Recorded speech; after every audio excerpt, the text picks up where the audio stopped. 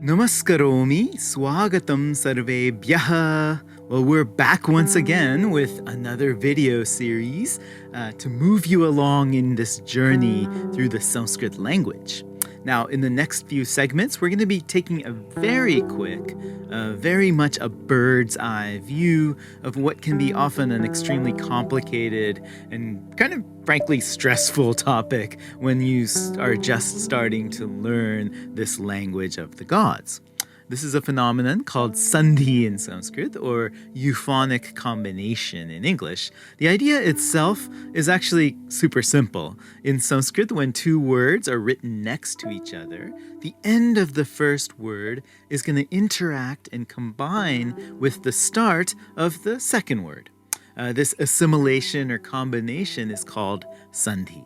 So in order to read individual words that are found in a genuine Sanskrit sentence, the first step you have to do is actually to be able to figure out what the words actually are. And you have to do this by dissolving the sandhi that's already taken place when that sentence was written. And so before you could read, understand, translate any Sanskrit sentence, the first tool you have to be able to learn is how to unsandhi that sentence.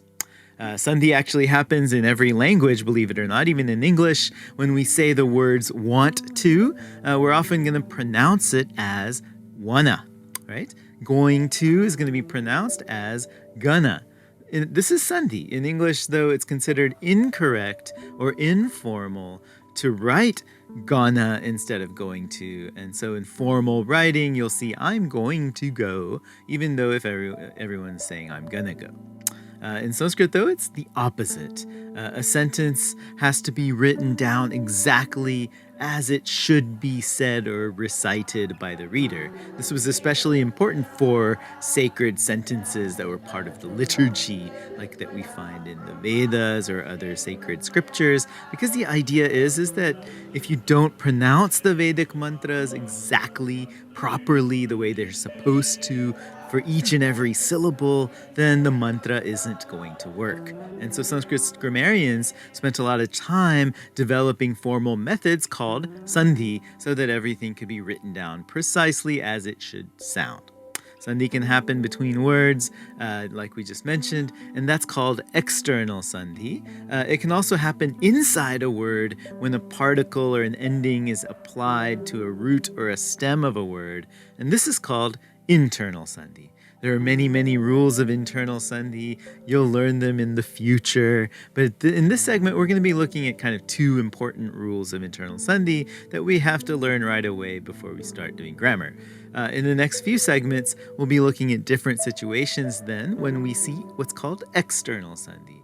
There's three basic situations where you apply external Sandhi between two words. Each one of our segments is going to cover one of these. The first case is when the first word ends in a vowel, and this is called vowel Sandhi. We'll be looking at this kind of Sandhi first.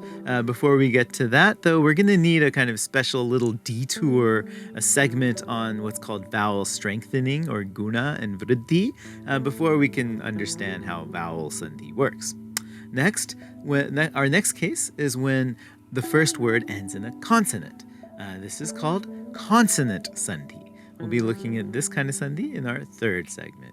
The final case we're going to be looking at is when the first word ends in a visarga. Now you remember the visarga is that H echo aha sound denoted by the colon. When we get that at the end of the first word, we call it visarga Sandhi. It's maybe the most important one to learn because you're going to see it the most. And we're going to learn that in our final segment. So that's what we have in store for you in this Sandhi unit. I know that it's going to be a tough one. It's going to be hard for all of us to nail down those Sandhi rules, especially because we still don't have a whole lot of experience with the language itself.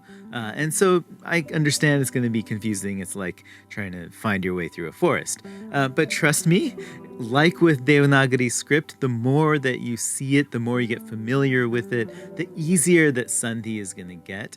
And eventually, in a year or so, it's going to become automatic. You won't really even think about it. You'll just be able to see those words kind of separate from each other, even if they're smashed together in a totally Sandhied sentence. Now, before closing our segment and turning to all the different kinds of external Sandhi rules that are out there, let's look at those 2 rules of internal Sandhi that we're going to need to know when we get to introductory grammar, basically. There's many, many internal Sandhi rules, so don't worry. These are just 2. The first rule we can call the S rule, and it applies to that dental sibilant s when it's found as part of an ending that's added to a root or a stem of a verb or a noun. The basic idea is that if an S is in medial position, if it's inside of a word, and it's preceded by any vowel besides or a, or by the consonants r or k, then that dental s-gara is going to turn into a sh-gara. In other words, if you have an ending with an S, a dental sibilant S, it's going to turn into a retroflex sibilant sh when it comes after any vowel besides a or the letters r or k.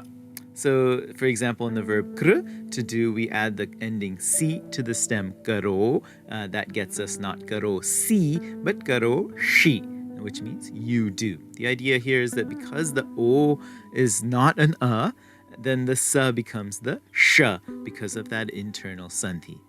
In contrast, if we add that same ending si to the stem gacha, which comes from the root gum, to go, then we're going to get gacha si, which means you go again. But there's the si and not a shi. Take care to notice that difference between karo shi, where the S becomes the retroflex because of the Sandhi rule, and gacha si, where the rule doesn't apply. You'll find some other examples on our Sandhi rules website, on the page on the UBC Sanskrit website, and we'll see this rule applied a lot as soon as we start learning how to conjugate verbs. The other rule we'll see a lot when we look at nouns is called the N rule. This can be stated as follows. A medial dental N, a n-gara, becomes a retroflex n-gara, retroflex nasal, if it comes after either the retroflex sibilant, the sh-gara, or the various kinds of R's, the r-gara consonant, the r and the r vocalic R's. So if a dental N comes after any of those R's or a retroflex S, basically it's going to turn into the retroflex N, the n. The only trick with this is that the rule applies even across other consonants so long as there's no palatal, no retroflex, or no dental that comes in between.